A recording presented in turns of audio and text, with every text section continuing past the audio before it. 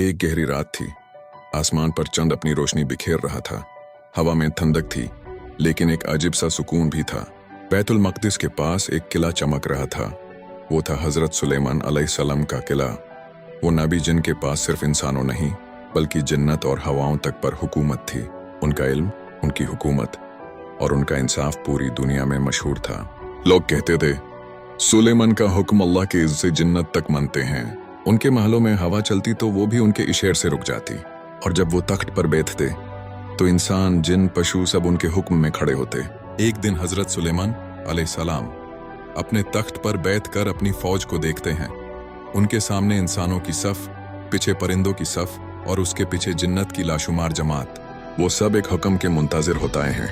हज़रत सुलेमान ऐस ने आवाज़ दी, आज हम अपनी फौज का जायजा लेंगे ताकि देखें कौन अपने मकाम पर है और कौन नहीं।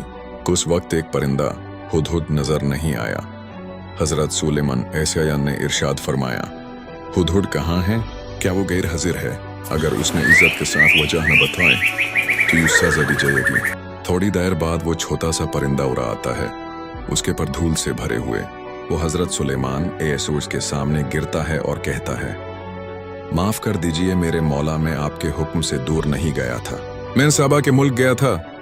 वहां एक औरत रानी है जो लोगों पर हुकूमत करती है। उसके पास सब कुछ है, लेकिन वो और उसकी कौम सुराज को पूछती है। यह सुनकर हजरत सुलेमान ऐस का चेहरा सख्त हो गया।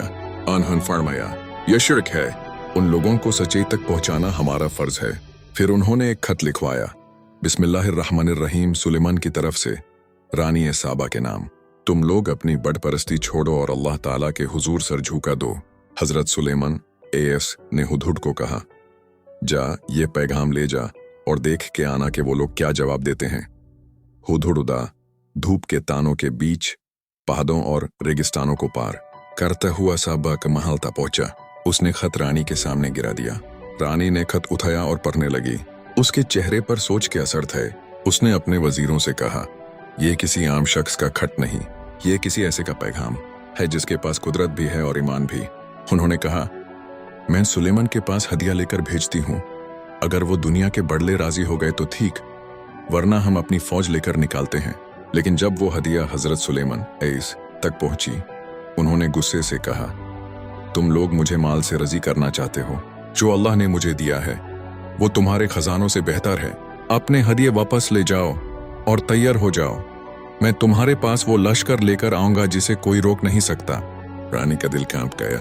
उसने समझा कि सुलेमान कोई आम बादशाह नहीं, वो तो अल्लाह के नबी हैं।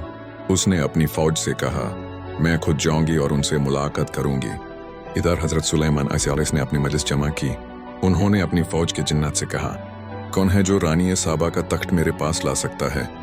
इससे पहले कि वो यहाँ पहुंचे, एक जिन उठ खड़ा हुआ और बोला, मैं वो तख्त आपके पास ले आऊंगा जब तक आप अपनी मजलिस से उठेंगे। हजरत सुलेमान ऐस ने देखा, तब एक और शख्स, आसिफ बिन बरखिया, जो इल्म किताब जानता था, बोला, मैं वो तख्त आपके पास लाऊंगा इससे पहले कि आपकी आंख झपक सके। और फिर एक लम्हे में आंख झपकते ही वो तख्त सुलेमान ऐस के सामने था। पूरा महल रोशन हो गया। हजरत सुलेमान ऐस ने अल्लाह के हुजूर सजदा किया और कहा, यह मेरे रब का फजाल है ताकि वो मुझे आजमाए कि मैं शुक्र करता हूँ या न शुक्री। कुछ ही वक्त बाद रानी सबा आई। जब उसने अपना तख्त देखा वो हैरान रह गई।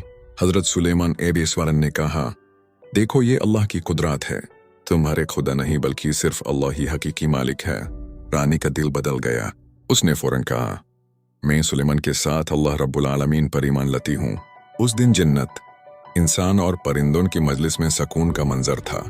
हर जुबान अल्लाह का जिक्र कर रही थी। और सुलेमान ऐस ने कहा, जो अल्लाह के लिए हुकूमत करता है उसकी तकात इंसाफ में होती है, ना कि जबर में।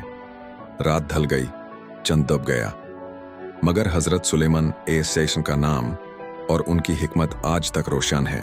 उनका किस्सा साबित करता है, जब बंदा अपने रब पर यकीन रखता है तो जिन्नत भी उसके हुक्म में आ जाते हैं।